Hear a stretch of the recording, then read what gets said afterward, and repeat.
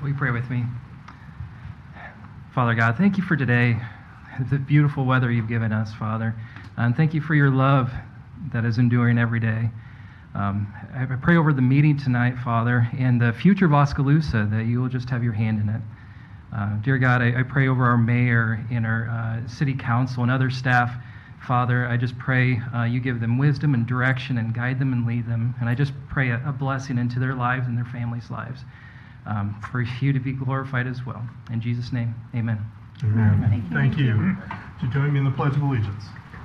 I pledge allegiance to the flag of the United States of America and to the republic for which it stands, one nation under God, indivisible, with liberty and justice for all. Roll call, please. Almond. Here. Caligari. Here. Comfort. Here. Drost. Here. Hermsen. Here.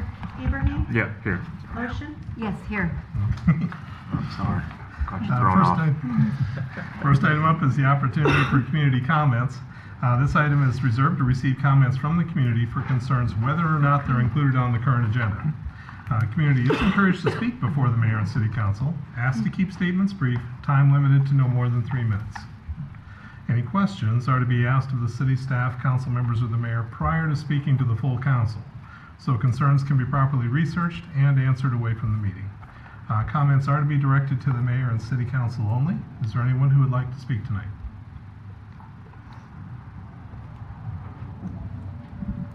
Alicia Helms, South Market Street. On tonight's agenda is a closed session for the performance review on our city manager. I wonder what the consensus of the local population would be if you were to get out and ask us what we thought of our city manager. I thought I would tell you some of the things I have heard from neighbors and residents of this town. I get asked all the time why she doesn't have to reside full-time in the city if she's going to be our city manager. She has a home here, but does she actually live here? The city charter states that, quote, during his or her tenure, the city manager shall reside within the city. By the way, another word for shall is must. Just owning a home here doesn't make it a residence when you are not known to live in it very often. I also get asked why we pay her more than our governor of Iowa. Kim Reynolds' salary for 2023 was $130,000 last year. This year it's predicted, according to the Oskaloosa budget, that our city manager is going to be making $168,525. That puts her at 748% higher than our annual median salary in this city. She makes more than our governor, and she does not have to live in the town she's employed for. The average salary for our city manager in the state of Iowa as of May 28, 2024 is $109,620. And I know that the size of the town also can determine that, but she makes more than Ottumwa city manager at $155,316 a year, and their population is considerably higher than ours at $25,529. Also, Centerville's city manager made $112,780 a year, and their population is 5,412. Knoxville, with a population of 7,595, their manager made $116,513.20 last year. Also, Mike Nardini, who makes $189,198 in Pella, and not only attends all city council meetings, but he's very active during the meeting. He informs the council and mayor of the item on the agenda they are discussing and is quick to answer questions. Our city manager sits there and doesn't really participate.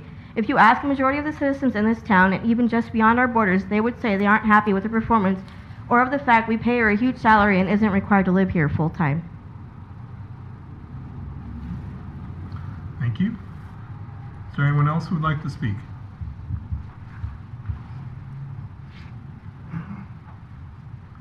I'm Ryan Ridge. I'm the developer doing the old post office building here in town. I'm working on another project here in town. I want to tell you.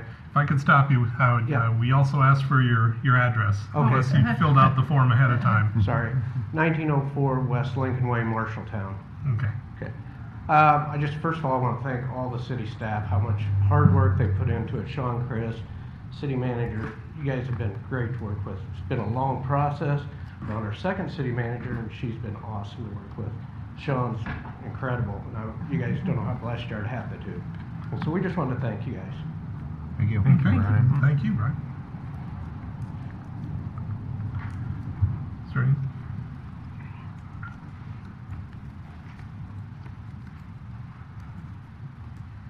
Hi, I'm Pam Newendorf. I live at 115 College Avenue here in Oskaloosa. I am part of the Mahaska Chamber Board, so I'm here to just give you some updates. We wrapped up June with 3 Friday After 5 events. We had great weather, great attendance, and we're planning is underway for 2025. Sweet Corn Serenade will be July 25th. That's a Thursday, and if you'd like to volunteer, there's a sign up in the chamber office. We have finalized the rail transload feasibility study, and we are going to have a wrap-up meeting for partners, stakeholders, and industries on Wednesday, August 28th at 8:30 a.m.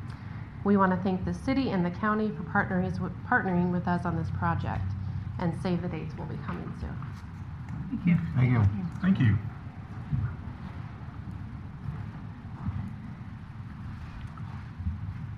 Anyone else would like to speak tonight? Okay, seeing none, we'll move on. Next item up is the consent agenda. These are all items that are considered to be routine in nature. They'll be voted on as a single item. I did want to draw the attention of the council to item F, which is a motion appointing a representative to the Water Board of Trustees, Lacey Vandenheuvel. And then also on item I, there's a resolution setting the date for a public hearing. This is on the plans and specs authorizing the advertisement of bids on the South H Street overlay project. Do we have a motion of support for this consent agenda? So moved. Second. Okay, any discussion? Roll call, please. Caligari. Yes. Comfort. Yes. Drost. Yes. Hermson. Yes. Ibrahim. Yes. Ocean. Yes. Almond. Yes. Okay, that passes. Getting into the regular agenda. Item A, this is to consider resolution to accept the Parks Vision Plan for the city of Oskaloosa. I understand that there is a presentation to be made by Chad Hunter and staff. Good evening, Mayor and City Council. If I could just give you the background on this again. August 7th, we entered an agreement with Iowa State's University Community Design Lab. This is a partnership with Mahaska County Conservation. Chris is not able to be here tonight, but I don't want that to be forgotten. So at this time, I'd like to welcome Chad Hunter and Hans Flying Hewitt.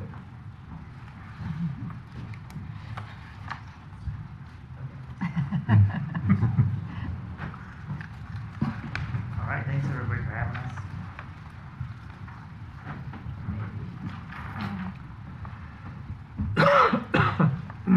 No. Oh, There, maybe if now I scroll. do.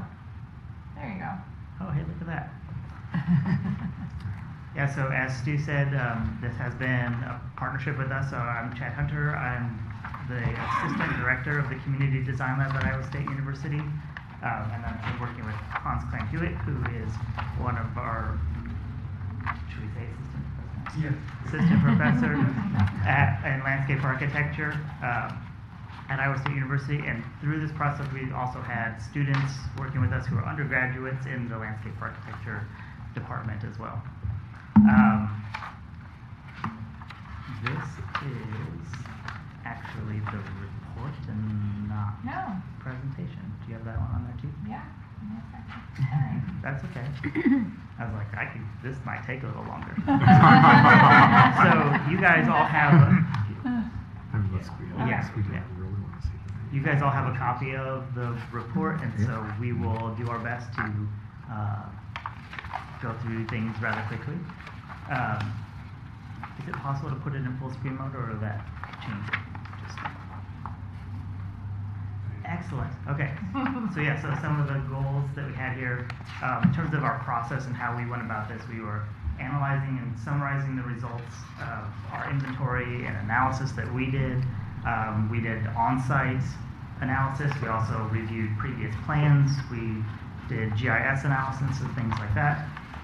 We were looking at the existing park system and what it has to offer, but how we can look at, and this is at the county scale and at the city scale, and we even looked at parks that exist in communities outside of Oskaloosa and other cities in Mahaska, and what that looks like when we start to combine them together to really create a larger cohesive system and strategies we can use to really bring the best out of them, because you do have a amazing set of parks, and now it's like, what can we do to really almost like market those and really bring them to people's attention and bring more people to the community and get more people to be excited about what you have to offer. So yeah, we're looking at those strengths and what areas we can use to do for improvement. And as you'll see in the report, we do go into a lot more detail than we're going to go into tonight. We're going to give you the overview. Oops. Yeah, covers that part. Okay, so we did work with the city, and we also worked with county conservation. We also did check-ins. We met with different stakeholders from schools and from the community foundation. We also did a community engagement event where we had the public come in to give us feedback about what their needs and concerns might be. We did these in-person site visits where we kind of split ourselves up, but essentially went to about 30 to 50 parks. Yeah, a lot. And looked at each of them to assess them and score them, and you'll see some of that come up as we talk about pieces. We did look at Plan Oski. The goal was to use that as a jumping off point.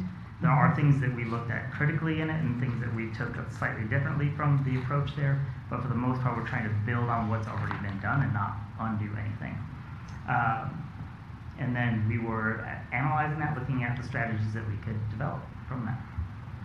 This is just a quick glimpse into like what that site assessment looked like. We were out in each of the parks looking at the individual components, thinking about does it meet in terms of a quantity standard or the adequacy of it being enough for the community or the space that it's offering to, and also what's the quality of those elements. So it went from things like parking and trails and access to the actual playground and sports equipment and things like that.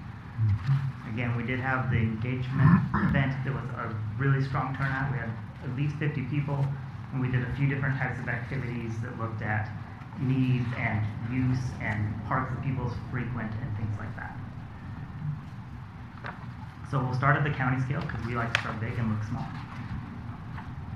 And when we looked out at the county scale in terms of the parks that we saw that were most frequented by the community members, the ones that actually existed kind of around Oskaloosa, those that have a lot of amenities and are more park-like in their nature, tended to be the ones that were the most frequented. You do have a larger population here that can connect with them, and also those tend to be the spaces that we could see that were had the most upkeep and the most kind of,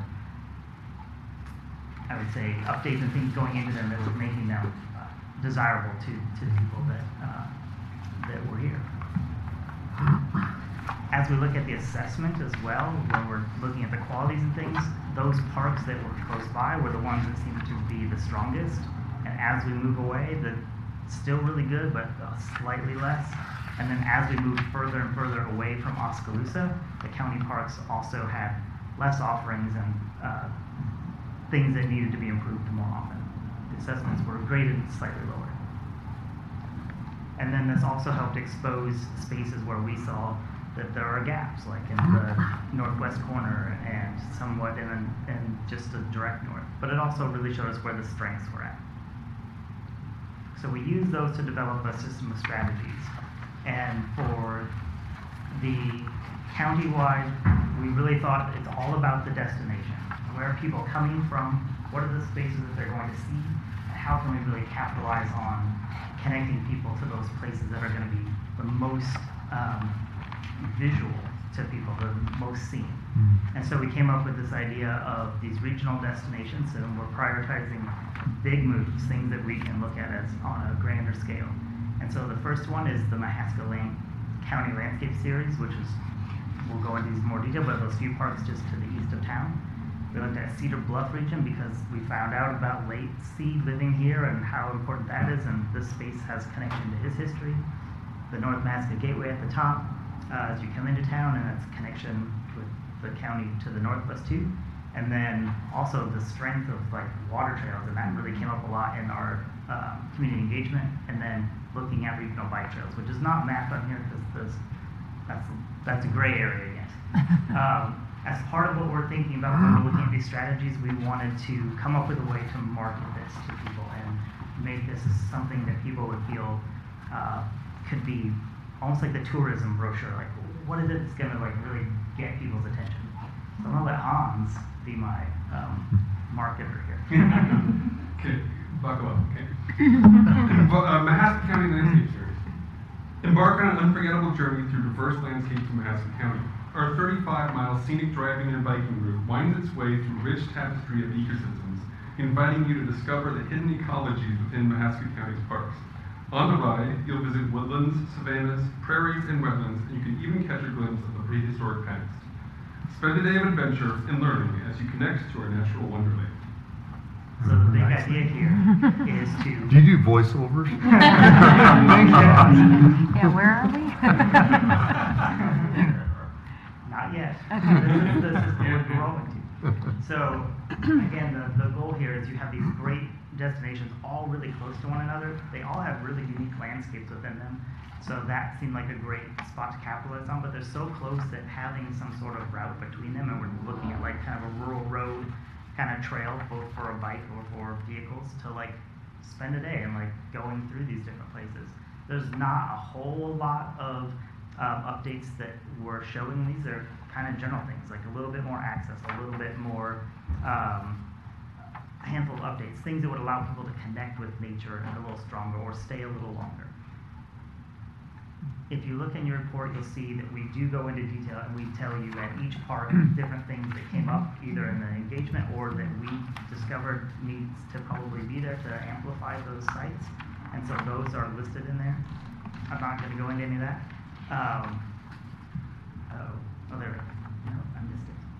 And then for some of the spaces, we're also, if there was a site where we are talking about things spatially, where we understand you might need more understanding of what we're trying to get at, we did go and create plans, very simple plans to just kind of start that conversation about what comes next.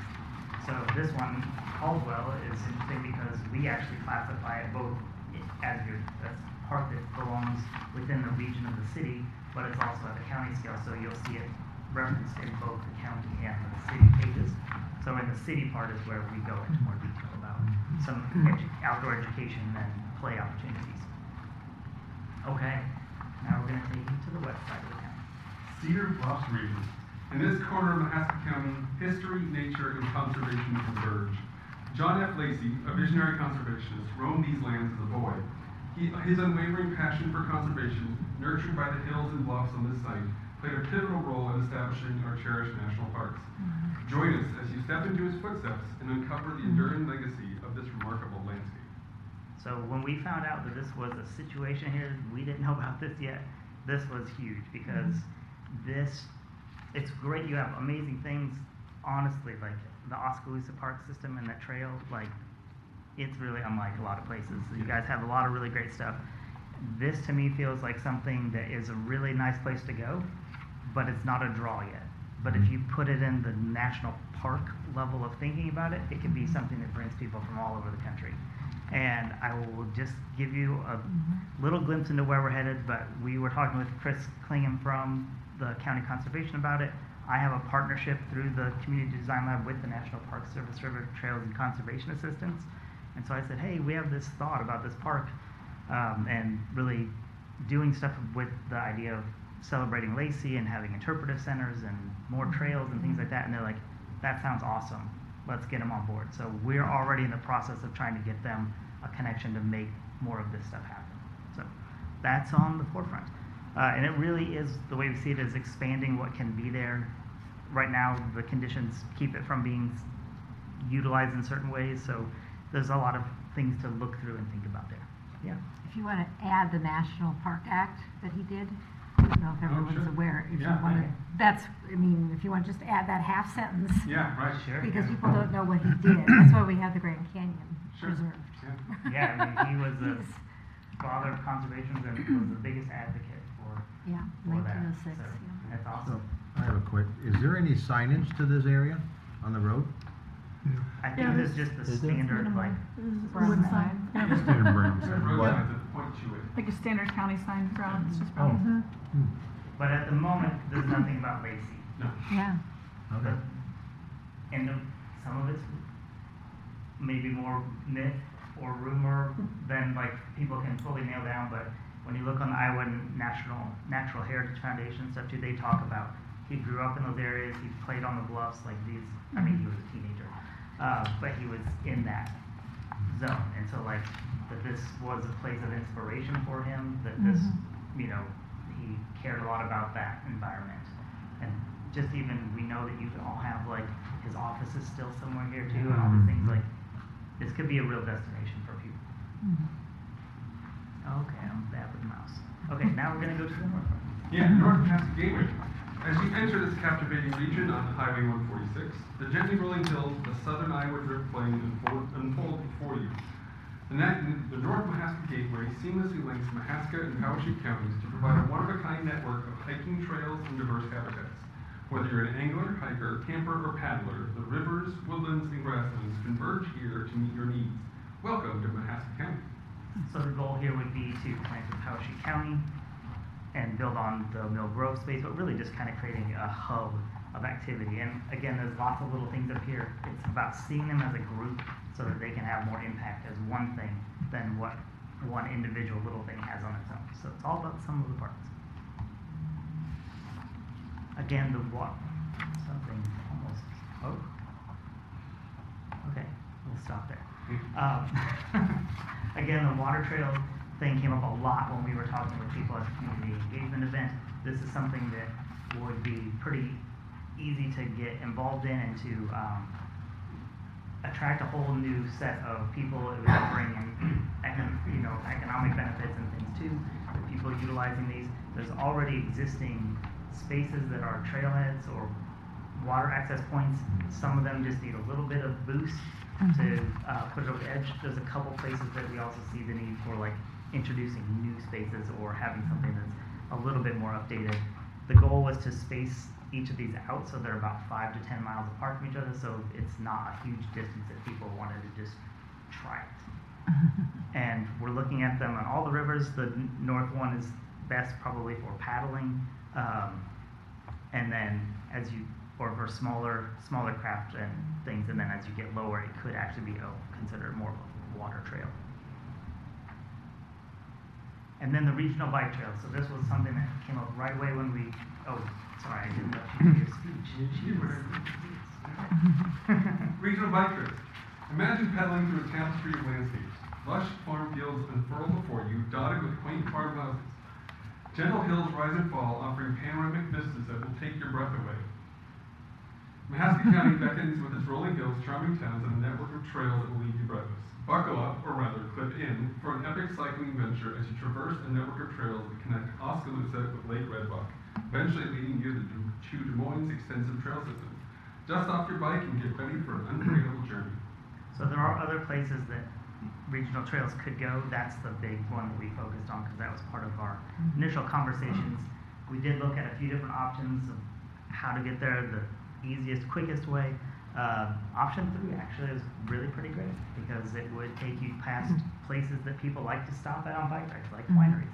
And then there's also, you have lighting down the road, so it's like you have a space where people can actually stop and have a turnaround point or have a place to connect for resources and things that they might need. But then as you get into the next county over, which totally just skipped my mind. Marion. Yes, thank you. I started now. It even says it on the board. Then there's different routes that you have to kind of meander. Okay, so now we're going to go into the city of Oskaloosa park systems. And again, we started at this level of looking at what is frequented, where are there spaces where we are missing, where are the spaces where we don't have parks and where do we have parks. So we looked at what we call park deserts, spaces where there's not access for residents within a half a mile. And so that's the big orange dotted line. And then we actually brought in what we would consider like the secondary, tertiary parks, so things like cemeteries and school grounds and things like that that can also serve that green space needs, but aren't what we would consider park. And so that's the lighter orange, and so that does narrow the scope. It does leave a big gap towards the north, on that northeast side, and then there's spots on the spots really on the south center part of town where you have the biggest gap. So that's that kind of hazy orange oval in the middle. But where we're focused on really adding new stuff is there, and then to the north.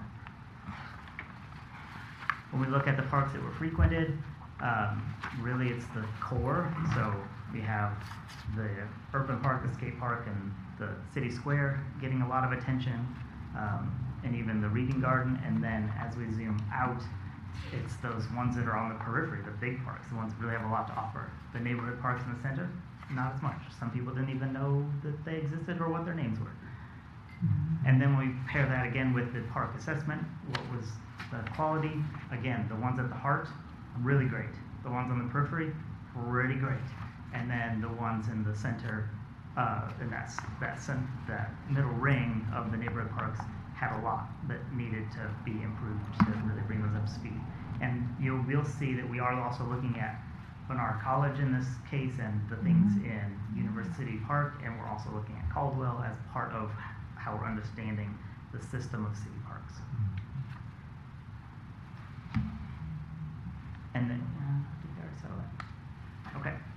And so now we'll look at the strategies for these guys. And for what we really saw is that there was these, again, almost hubs as you went around the different corners, and each of them had something really special that they offered, and so they all have they have an identity. So we're calling these park hubs, we're creating the park hubs, but we also want to fill in those gaps where there was those empty spaces where residents don't have that immediate access to a neighborhood style park. So we'll go through each of these, and we'll also look at the trail itself, because we think that is a huge asset, and want to see where that can go. So we'll start with the Culture Hub in the center. The Culture Hub. At the heart of Oskaloosa lies the Culture Hub, a vibrant outdoor showcase that weaves together green spaces and activities. Nestled in the downtown area, this hub is seamlessly connected by green streets, creating a dynamic backdrop for Oskaloosa's entertainment, commerce, and cultural experiences. Test your skills and catch some air at our skate park. Unwind with a good book within the serene beauty of the library's garden, and join fellow residents for local celebrations around the historic bandstand. From adrenaline to tranquility, the Culture Hub offers a little something for everyone. So the big things that we saw here is the need to add green. So the urban park is great in terms of the things it offers, but there needed to be some more green space added into that, and maybe some restructuring. And we saw that that was already part of, for the urban park, part of the plan in Plan Oski. We built on that and edited a little bit for how some things are changing and what we see as needs. Also see that if you connected things with green streets, there's just more opportunity to make these things feel connected, and that would come through signage and other consistencies in terms of the branding that comes in site furnishings and all that. The other is this is the Culture Hub. So we know in Plan Oski there's a big desire to have more arts and culture in the community. This is the place to explore it the most. It's not that you wouldn't put it as many places as you could and really expand on that, but this is where we really see those opportunities to highlight it the most. So again, talk about things I forget to put them. So this is the urban part. We won't go into that, but I just wanted to show that, just looking at how the flow of that could change, how bringing vegetation into it could just change the character and feel of some of those things, especially like large fences and lots of concrete. Okay, now we're going to go out to the northwest. The Sports Hub. In this vibrant hub, sports takes center stage. Picture 8 ball fields, a bustling football stadium, and lively basketball courts. Soccer aficionados, we've got you covered too. Our meticulously maintained soccer fields await your skills. Don't fret if sports aren't your thing. You can also explore expansive natural park spaces, stroll through lush gardens, or pause at thought-provoking educational installations. And the best part, it's all seamlessly connected by our community trail network. Come and be part of the action. This is a great spot to really talk about the idea that, yes, sports is at the forefront. That's the thing that kind of capitalize on. And when we talk about this as a strategy, Hansa's often made this reference, but like if you were to think, okay, pickleball is becoming a huge thing, like way too huge, and if you were going to put it somewhere, this is probably the spot that you would start, not at Lacey, but at some place within this hub. It doesn't mean it can't go other places, but that would be a way of this strategy kind of leading you in that direction. But we really appreciate that there's so many other things out here. And so the sports is great, but those natural features, people really want to see those. So you'll see, as you look at the report, more of those kind of natural elements coming into the play too. And this does encompass a lot of different spaces. So Vanderbilt's in here. When we met with the stakeholders and the superintendent, I believe, was who was here, and said, hey, we want the school parks to actually be a part of this system, right? And so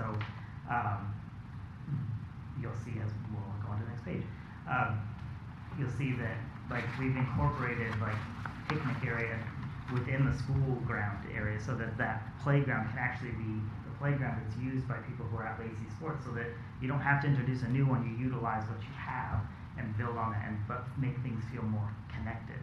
So utilizing the resources you have, thinking about them differently, that's really a lot of what this plan is trying to get at. All right, historic recreation hub. In this timeless hub, Edmondson Park takes center stage. Its rustic architecture and rolling hills stand as a testament to nearly 90 years of community spirit. Spread your blanket under large oaks, explore our custom play structures, cast your line into tranquil waters, and frolic with your furry friends. Next door, you can tee off against Oskaloosa's scenic landscapes. It all takes place in Edmondson Park, where memories intertwine across generations. So the historic hub is pretty much Edmondson Park because it encompasses so much and has so many things going on under that banner. This is a great space. We know there's already a lot of work going on, a lot of changes that have been really nice. People really wanted to see those historic features really brought back to life. So that's a piece of what's in there. And then we know that the pool area is something that's kind of really trying to figure out its next generation. There's some different scenarios that we have kind of run through the process, which is like, well, what happens when the YMCA goes in? Do you need an indoor pool and an outdoor pool? If it goes away, people really would like to have a splash pad somewhere in town. If the pool goes away, this is the best place for the splash pad.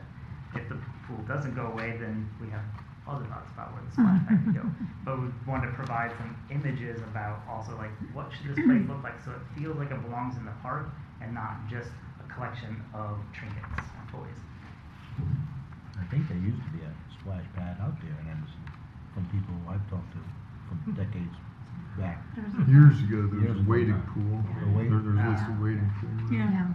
My 10-year-old granddaughter knows where the splash pad should go. She's a budding engineer, so that'll be my comments. Yeah, she does. Should have collaborated with her. Yes.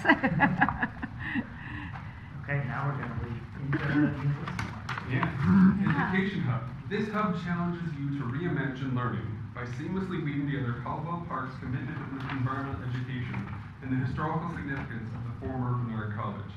From unearthing the secrets of our prehistoric past to learning how to be stewards of our planet, these parks provide rich outdoor learning labs, thoughtful recreation opportunities, and social and cultural services geared towards educating the next generation of leaders. Most of the updates that we're talking about here are, well, some are in Caldwell. There are definitely things that were discussed about how that could be, have more play elements, more education elements out in the learning environment. And then, but Bernard is really the hub here. So that's envisioned this idea that Bernard could become something much more of a park. And we provided multiple kind of scenarios that some have more of a residential focus, some have more of a environmental focus or a stewardship focus. But in the heart of all those is always this piece where it's like, it's park-like and it really becomes that connector for University Park and provide this big urban hub in University Park. I don't know why I said urban. That's not what I meant. Just a big park hub over there. And then some of the things that came up in Plan Oski were these additional properties that could become parks. And we see those that have the potential to really offer more of like extending the environmental piece, extending the stormwater management piece. You could still go through them and still have a trail through them. But as a park that would operate as more of a neighborhood park, they're a little too far removed. You're already going to them, like you have to make it the destination to go to those from residential areas. So these other parks like Bernard and Caldwell would be that. And then we have provided other places that we think would be more suitable for connecting and making those smaller parks. Sorry, that's what I was trying to say. Okay. And then this is a brand new hub of spaces that don't exist yet. Yeah, the Adventure Hub. Explore and challenge your adventuring skills to this rugged woodland park. Located adjacent to the middle school and high school, this hub provides fun for all ages while focusing on providing more opportunities to get teenagers and young adults out and active. Exciting obstacle courses, discovery trails, and adventure playscapes woven into this natural environment make this hub a unique destination for the region. So to round out access, we created this hub that's in the northeast region. Because a couple things led us here, whether it was from engagement or Plan Oski saying that trying to find something for teenagers to do, something for William Penn students to do. We really want to look at a type of activity that would be a lot more adventurous and something that would draw people away from their phones and out into the environment. That doesn't mean it doesn't have little kid activities or family activities, but kind of focusing on that. So it'd be right in behind the high school and middle school, so they have immediate access to it, and William Penn's only half-mile away on the trail. And also the goal of this is to provide an activity that you don't yet have. So, and all of the other ones were really kind of focused on things that existed and how we could amplify them, and this one is bringing a new feature to town that does attract people from technically more long ranges to come and participate in things like ropes courses and things like that. So it's trying to extend what you offer to create more destinations in town, more things people might want to use. So, all right. And now we'll get the neighborhoods. The neighborhood ring. An Oskaloosa adventure awaits you on every corner. While our community boasts grand parks in the town's outskirts, smaller parks are sprinkled throughout residential neighborhoods. These hidden gems offer quick and easy access to the great outdoors. No matter which park you'll choose, you'll find the same thoughtful care and abundant recreation opportunities. Come and discover Oskaloosa's hidden outdoor spaces. So the big goal for these is just consistency. Update them and make them consistent so that it doesn't matter which one you go to, you kind of know what to expect. Because we've provided a different range of needs to have one of these types of features, or this can also be a great place to extend the arts and culture. Like if each one had a sculpture, that's what sets it apart in terms of its physicality and the features within it, benches and signs. They all feel the same, but they have something that sets them apart, whether it's a mural or a sculpture or something of that nature. The two bigger pink dots in it, those are the two spaces that we feel could be added that actually fit right in the kind of juncture where they would solve the half-mile radius walking distance to every resident in Oskaloosa if you hit those. And then they are connected by trail additions that are proposed in Plan Oski, and then that we added to just a little bit. I believe Grant Park is probably more up to date than the Hewitt and Yes, yes. because You bet. we had help with the neighborhood too on the grant. So we probably saw a fence there, and Yeah. I think the equipment was new or The something. equipment there wasn't in rough shape No. at all. No. That one really just needs vegetation. And a sign. A sign would be good, so that you know that it's public. Like everybody thinks you know, like, no. Yeah, you don't know if it belongs to the resident. Yeah, and your kids spot it, you're like, you're in trouble if it's private. Yeah. Yep, for sure. Almost wants to do it. There we go. Okay, Community Trail Network. Craving adventure. Oskaloosa's unparalleled 12-mile recreation loop lets you walk and run safely to parks, schools, and soon our exciting downtown. Explore scenic landscapes, connect to the community, and experience Oskaloosa's vibrant energy. So get on that bike, lace up those shoes, and start your Oskaloosa adventure. So there really is nothing like this trail. Like, it's very unique to have something of this nature that connects so many places off system and going under roads and not having to cross intersections. I haven't rode it yet, but I swear I'm going to bring my bike one of these times and I'm going to do it. The thing that we added to this was spaces where we feel like a trailhead would be really beneficial. Some are existing, like the one that's at Pella Avenue, but other places where we see that could really come into play. And then the other thing is we did show a couple other bike parking spaces so that you can have the ability for people to not ride through the downtown core, which can be problematic sometimes. And then also one little extension that's different from what was in Plan Oski, just to make a connection across one site. And that's what we have to. Questions that you all have? Oh yes, so we want to do this one now. As part of this, too, the goal was to create what's called a story map, and this is something that people can access online, and it gives you the ability to see all the parks that are offered within Mahaska County, and you can let's see.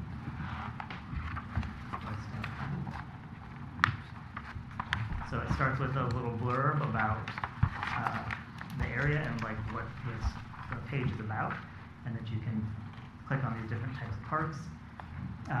There is a legend, so that once you zoom in, you can see. Oops, I can't. Yeah, you have to use the. Okay. Yeah. Scroll in. So once you zoom into the map, then you can see that the parks are color coded so that you know if it's a city park or a county park, but it's not necessary. They're not separated that in terms of what you can click on.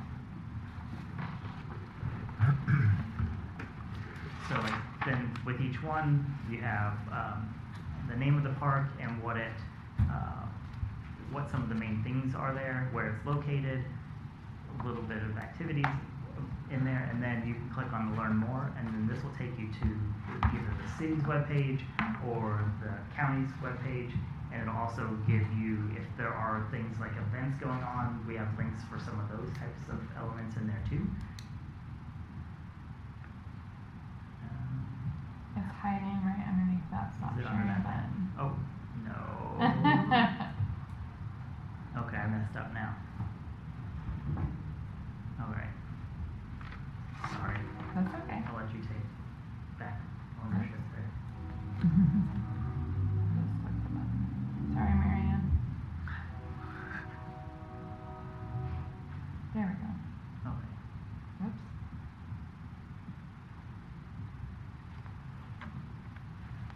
There. And so if we do zoom into the county, oh, there, look.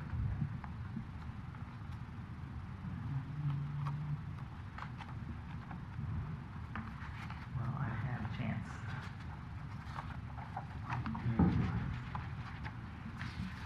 Okay. So then if we zoom into Oskaloosa, you can see we can pick the different places.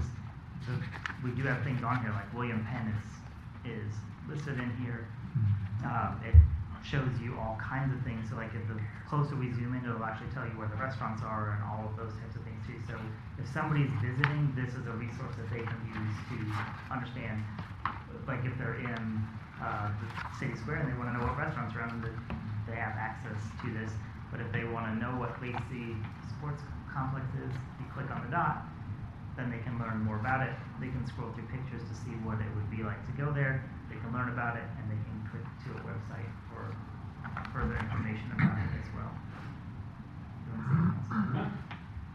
So hopefully this resource, along with our marketing blurbs, will be a resource that you guys can use to put the word out there, help support the parks further and the trails further, so that they become this space. We already know that they're through the Plan Oski that they're the most popular asset in the community, and this just makes it something stronger to help retain residents, to help bring more people into the community, whether that's as a visitor or as a future resident.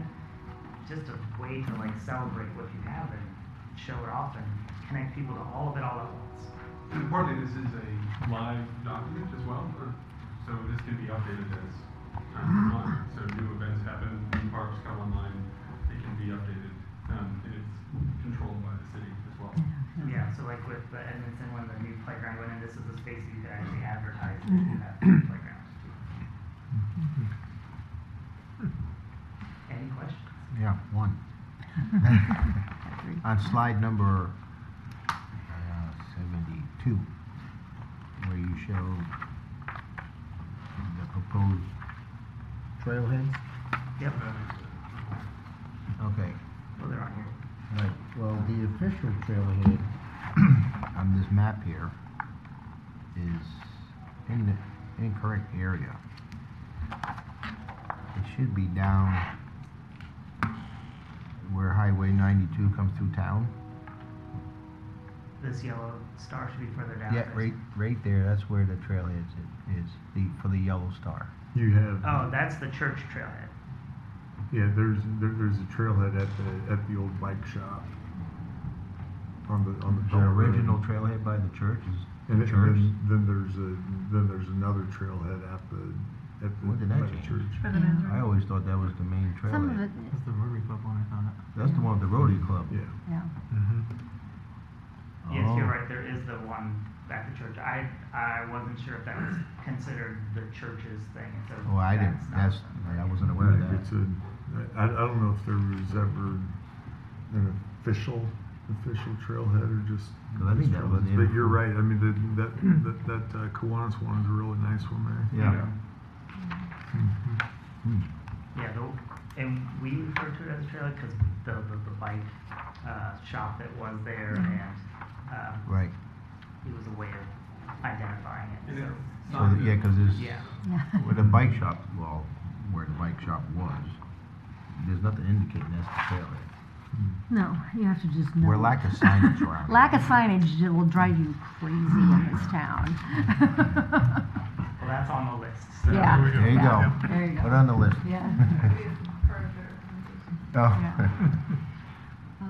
Any other questions? I had just a couple of questions in that. I grew up in a state park, so parks have always been near and dear to me. This is done with students, or is it just the two of you, or what was the motivation and maybe the payment for this project? So the Community Design Lab is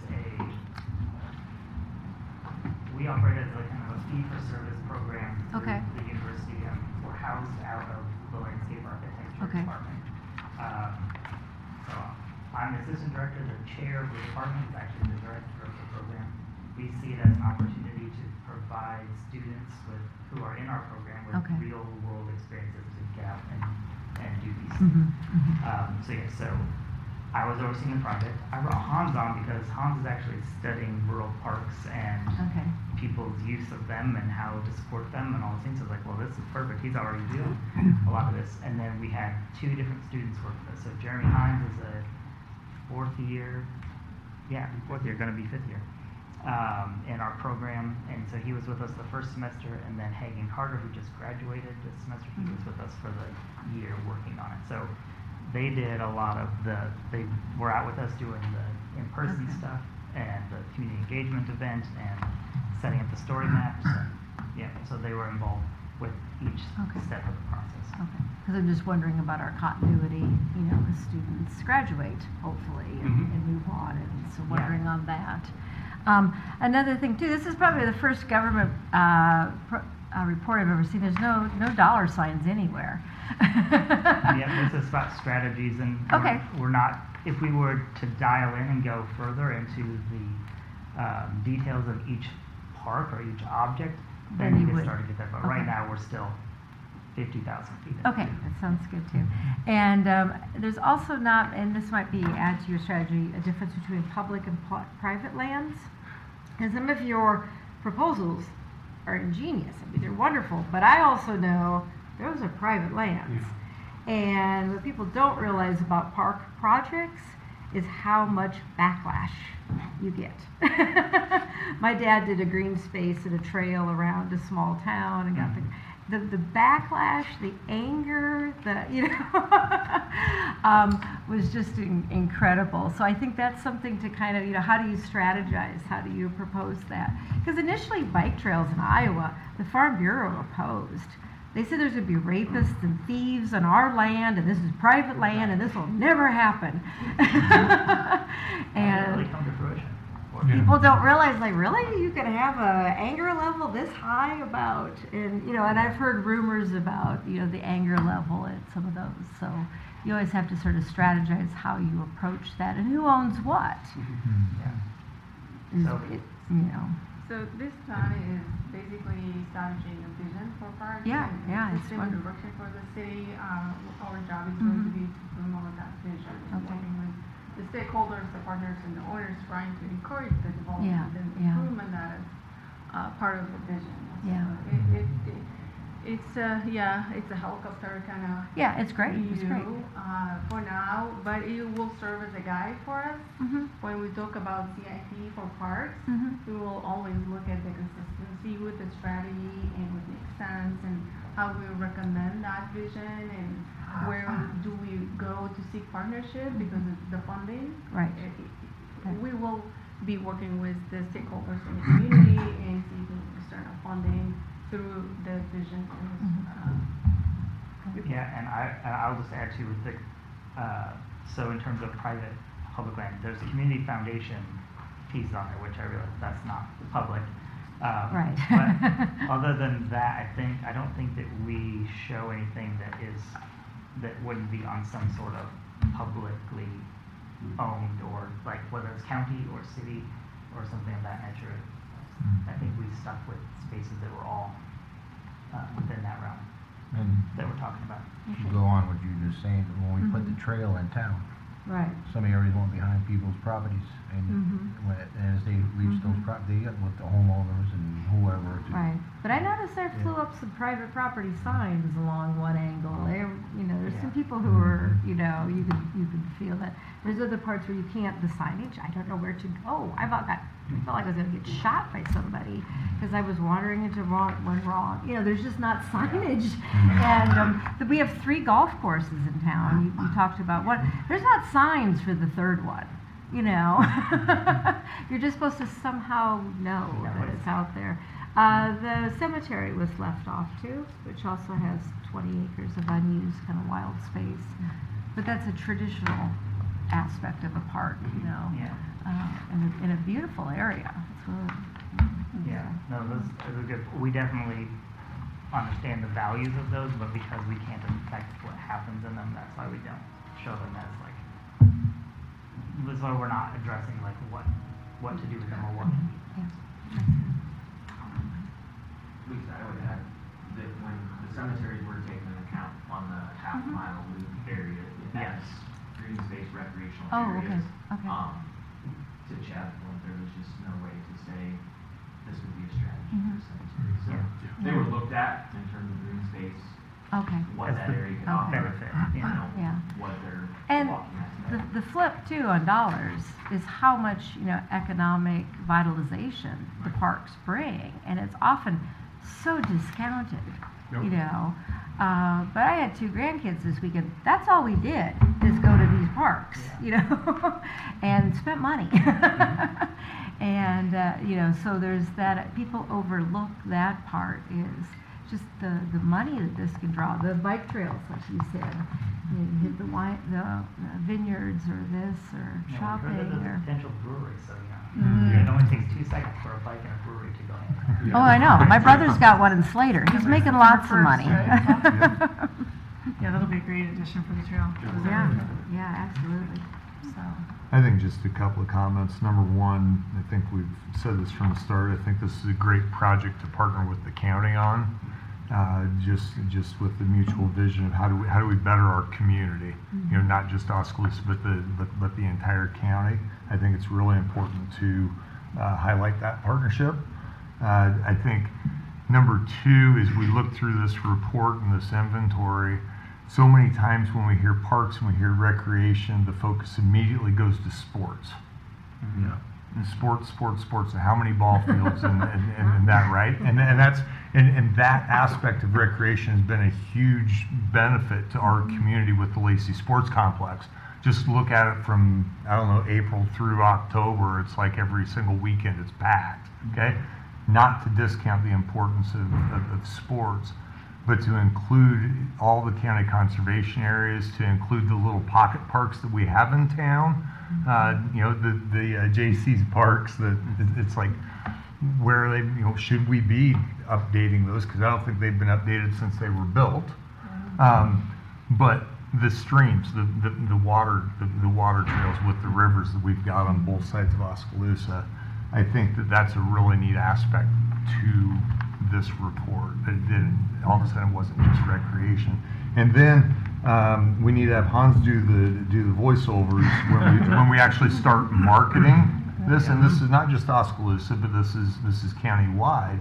So I'm a lifelong resident of this area, and there are parks and conservation areas in the study that I had no clue existed. Okay, Amy, I'm guessing you're the same way. Charlie, maybe you visited them all, but so it's impressive the number of recreational opportunities that we have, but we're not marketing them. So it's similar to when we did the housing study, and I said it's great to do the housing study, but if we don't market it, we're just throwing money. We're just throwing money away.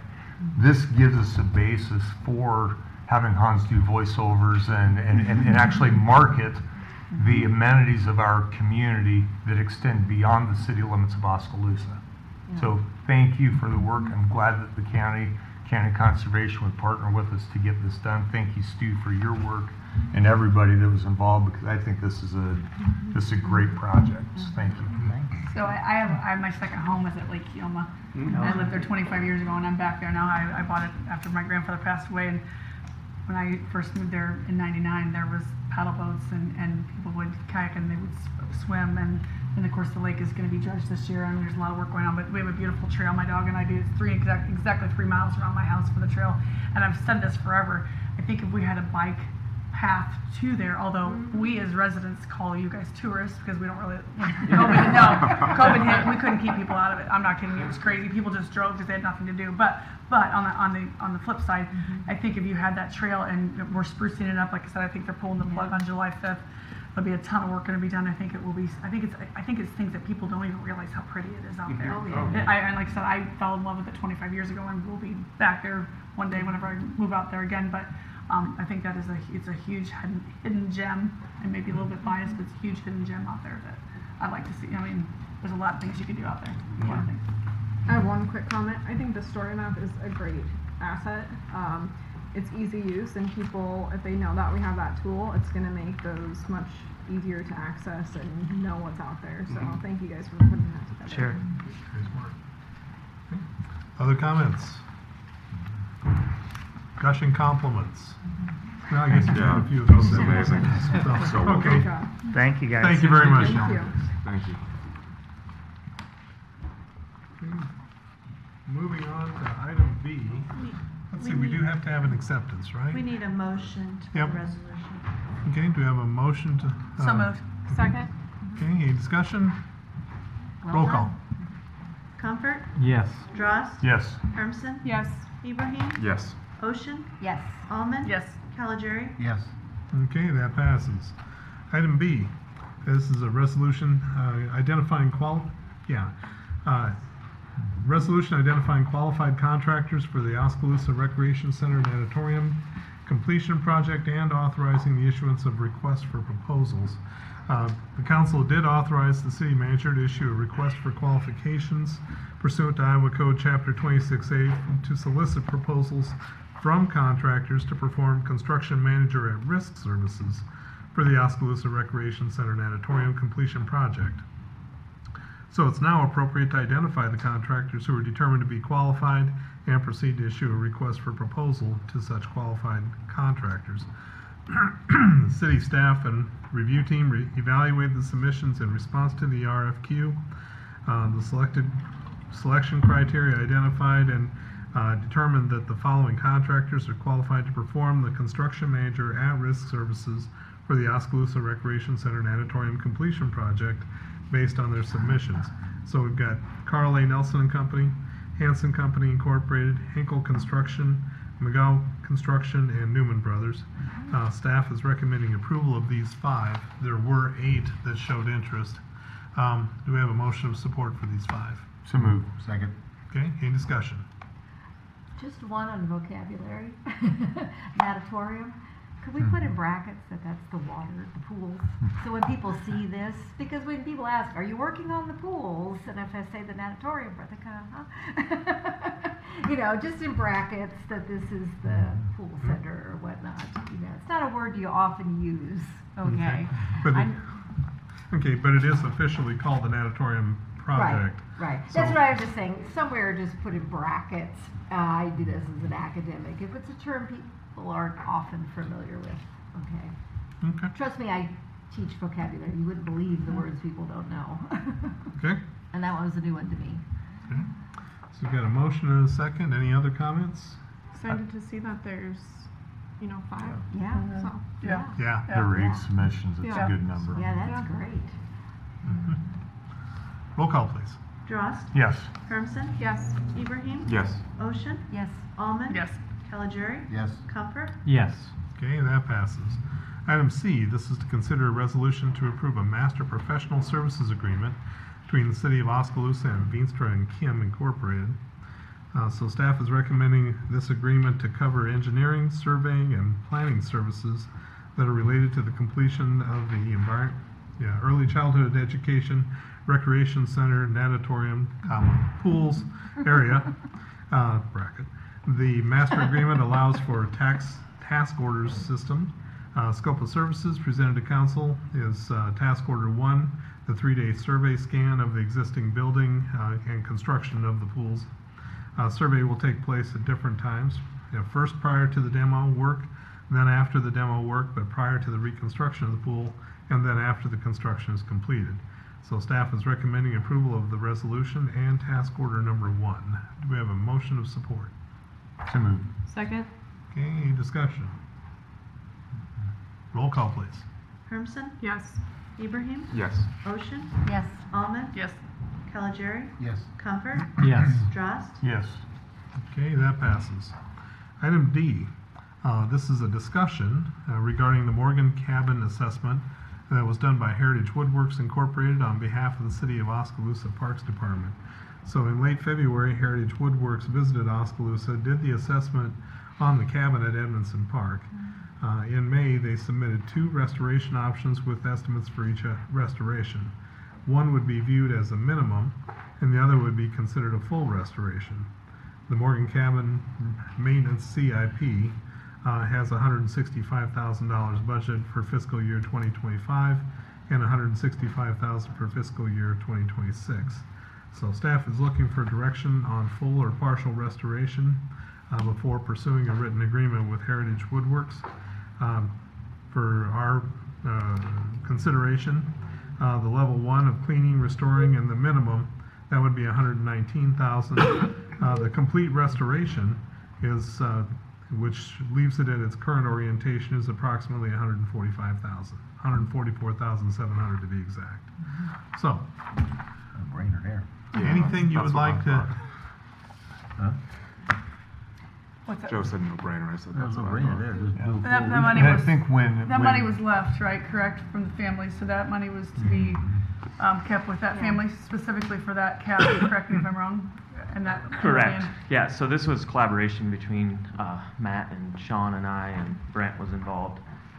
So the money you see in the CIP was left for the restoration of the Morgan Cabin. And when we talk about the vision plan that was just accepted, I know this fits right into the hub, the historical hub. And how much money was in that total? It's like 360? 330. Yep, 330, okay. Yep. Yep. So, and if I could add to this, because I've done my works in agricultural history and that, and so I've looked at like slave cabins and they do the restoration. It's always shocking how a cabin can be, this much to restore it. But what often gets neglected is the outdoor area. So people didn't live in your cabin. That's where the term cabin fever comes from. You had to get outside. And what often gets neglected in these plans is there's no kitchen garden, there's no place to sit on the porch and whittle or, that. So I wondered if that was part of the plan. Because it's truly historical. People didn't, agreed. spend the time in a cabin like we do in a modern house. There's no air. When we started this project, this quote is just for the cabin, Okay. the way it is. There's been discussion between the 3-4 of us that are working on it, of actually working with AmeriCorps to come in and do natural plannings, to potentially run a sidewalk from the parking area down to it. When Margaret was still here with Nelson Pioneer Farm, I had discussions with her. They had a surplus of some era correct staging that we were looking at bringing in. Kind of the goal with this is to do the full restoration on it, but not open it up.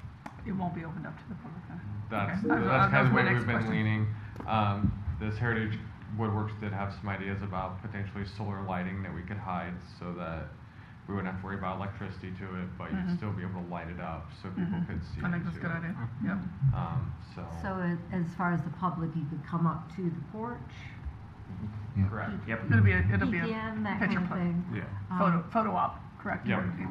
Be restored. Right. So that would lend more to having the outside, like what an actual cabin, Yes, that would be the hope, and then Yeah. kind of the part of the vision we see is that as you have the sidewalk meandering down to it, that as you do the plantings, you can maybe have some sort of plaque there that would say what it is. Whether we get old farm equipment that we could put in like a rock garden on there, kind of describe that. And then also through discussions with Margaret at that time was they were willing to, once we get this done, to add that as part of their programming from the Pioneer. Oh, nice. And the new director is still interested in that. Good. Yep, no, very good. Had that conversation. Very good. So there's a definite partnership there that could be had. I guess for me, it's a no-brainer. The money's there for it. I mean, that's what the money was intended for. That's what the money was left for. So for me, it's a no-brainer. Yeah, I'm glad you asked him that. I didn't know.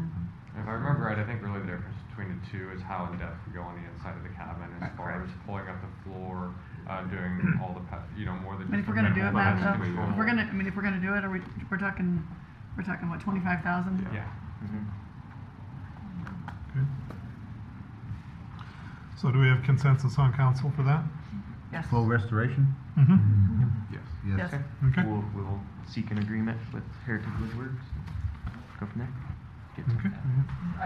Just to be a little clearer, part of why we wanted to bring this up is because we're looking at doing this as a sole source. Yeah. So a part of the reason we brought this here today is the consideration to do as a sole source bid.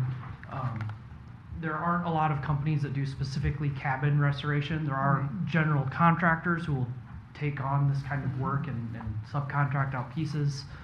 So it's not impossible necessarily to find someone else who might give us numbers on this, but this is the only group that we could find in the area, or actively working in the area that does this specific type of restoration work. So that's also a part of what we're asking for here.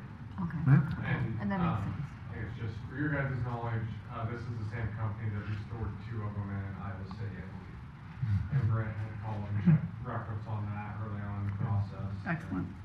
Everybody seems very happy with it. There was discussion, some of these cabins actually tear down log by log, haul them all the way back, and bring them back and reassemble after everything's been done. Fortunately, our cabin's not to that shape yet, so they'd be able to do everything on site. Nice. Okay. I'm in favor of that. Yeah. What kind of a timeline would we expect? We didn't get into that yet. We received this on May and wanted a direction. So. Yeah. Okay. I was just wondering if they had indicated if they were busy to the degree of this. I'm hoping this doesn't turn into a winter project. I think, just based on what it took us to get a quote back, I think they're a very busy company with being a kind of niche market. Yeah. Okay. Discussion of that. I think with the end result being what it is, I think if you have to wait a little bit, it'll still be worth it. But this will be a really nice focal point in the city park, very nice. Okay, very good. Thank you. That gets us to the end of the regular agenda. Let's see, reports from city staff. City manager, anything? Okay. City clerk? No, sir, thank you. Okay. City attorney? Nothing, thank you, sir. Okay. City council members, comments? Lisa? So it's always nice to see the community from different eyes. I had my 2 grandchildren here, so I had a 10-year-old girl and a 3-year-old boy. We went to Bridget's Pub and had Shirley Temples, which were excellent. So that was one. We went to the playground the next day. My 10-year-old granddaughter, who's a budding engineer, looked at it and she said, you could install a sprinkler system and turn this into a splash pad. Then we went to the pool, experienced that. That was also wonderful. And went to Lighton and their parade and got to see that as well. And the next day, we went out to Lake Keoma and got the double kayak out. There's a little place you can push it off. Wasn't sure on the docks if they were private or not. My husband's like, you better get off that. Someone's gonna, like, no, it's got a number. It's, I think that's the agreement, but nobody tells you. We can rent. We rent space on them. So definitely we need signage. I drive really fast past that little playground on C Avenue because my grandson always wants to go there. We're there for hours and it's, but anyway, the park system here from the kids' point of view is wonderful. And when I was considering buying a house here, the 2 things that I really liked was that there was a YMCA and I watched the video on YouTube of the bike trail. That's what caught my eye. Anyway. Nothing. No? Charlie? Nothing. Janet? With the 4th of July coming up, just want to remind people that fireworks are not allowed to be discharged within the city limits. So, and to be safe. No, sir, thank you. Jim? Okay, and I've got nothing else to add at this point. The last thing here is the opportunity to go into closed session. Consider holding a closed session under Iowa Code Section 21.5.1.I. This is to evaluate the professional competency of an individual whose appointment, hiring, performance, or discharge is being considered when necessary to prevent needless and irreparable injury to that individual's reputation, and that the individual has requested a closed session. Do we have a motion to go into closed session? Move. Second. Okay. Any discussion? Roll call, please. Ibrahim? Yes. Ocean? Yes. Almond? Yes.